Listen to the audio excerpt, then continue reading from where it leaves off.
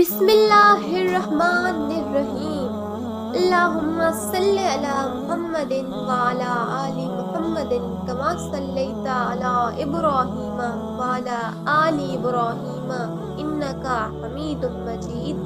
اللہم بارک علی محمد وعلی آل محمد کما بارکت علی ابراہیم وعلی آل ابراہیم انکا حمید مجید۔ ساتھیوں، میں ہوں عزلہ نور۔ اگر آپ کو میری ویڈیو پسند آئے تو اسے لائک کیجئے اور میرے چینل کو سبسکرائب کرنا مت بھولیے گا۔ آج میں آپ کے لیے لائی ہوں سیرت النبی سے ایک ایمان افروز واقعہ، جس میں تذکرہ ہے حضرت خالد بن ولید رضی اللہ تعالیٰ عنہ کے قبول اسلام کا۔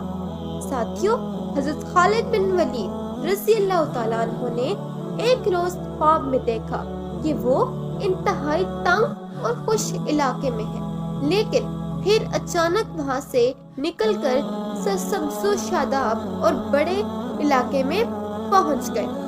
حضرت خالد بن ولید رضی اللہ تعالیٰ عنہ نے مدینہ منورہ جانے کا اور قبول اسلام کا فیصلہ کیا۔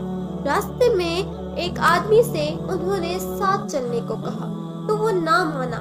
پھر وہ ابو جہل کے بیٹے اکرمہ کے پاس گئے تو انہوں نے بھی انہیں مایوس کیا۔ اس کے بعد وہ عثمان بن طلحہ رضی اللہ تعالیٰ عنہ سے ملے اور دل کی بات کہی۔ وہ فوراً راضی ہو گئے اور دونوں مدینہ منورہ کی طرف روانہ ہوئے۔ راستے میں عمرو بن عاص رضی اللہ تعالیٰ عنہ ملے۔ انہوں نے بھی خوش دلی سے مدینہ منورہ جانے کی خواہش ظاہر کی۔ اس طرح یہ تینوں مدینہ منورہ کی طرف روانہ ہوئے۔ آخر ہرا کے مقام پر پہنچ کر ان سواریوں سے اترے۔ ادھر اللہ کے رسول صلی اللہ علیہ وآلہ وسلم کو بھی ان کی آمد کی خبر مل گئی۔ انہوں نے صحابہ کرام سے ارشاد فرمایا، مکہ نے اپنے جگر پارے تمہارے سامنے لا ڈالے ہیں۔ تینوں حضرات تیزی سے رسول اللہ صلی اللہ علیہ وآلہ وسلم کی طرف روانہ ہوئے اور ان کی خدمت میں حاضر ہو کر سلام کیا۔ نبی اکرم صلی اللہ علیہ وآلہ وسلم نے گرم جوشی سے جواب دیا۔ حضرت خالد بن ولید رضی اللہ تعالیٰ عنہ بولے، میں گواہی دیتا ہوں کہ اللہ کے سوا کوئی معبود نہیں، اور یہ کہ آپ صلی اللہ علیہ وآلہ وسلم اللہ تعالیٰ کے رسول ہیں۔ اس پر رسول اکرم صلی اللہ علیہ وآلہ وسلم نے فرمایا، سب تعریفیں اللہ کے لیے ہیں جس نے تمہیں ہدایت عطا فرمائی۔ میں جانتا تھا کہ تم عقل مند ہو اور خیر کی طرف ضرور جھکو گے۔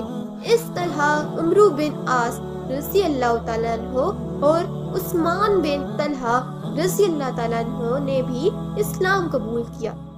ساتھیوں، تاریخ گواہ ہے کہ حضرت خالد بن ولید رضی اللہ تعالیٰ عنہ کے مسلمان ہونے کے بعد حضور اکرم صلی اللہ علیہ وآلہ وسلم نے انہیں ہمیشہ گھوڑ سوار دستے کا امیر بنائے رکھا۔ ساتھیوں، آج تک کے لیے اتنا ہی۔ اب مجھے دیجیے اجازت، ملوں گی آپ سے نیکسٹ ویڈیو میں۔ اللہ حافظ۔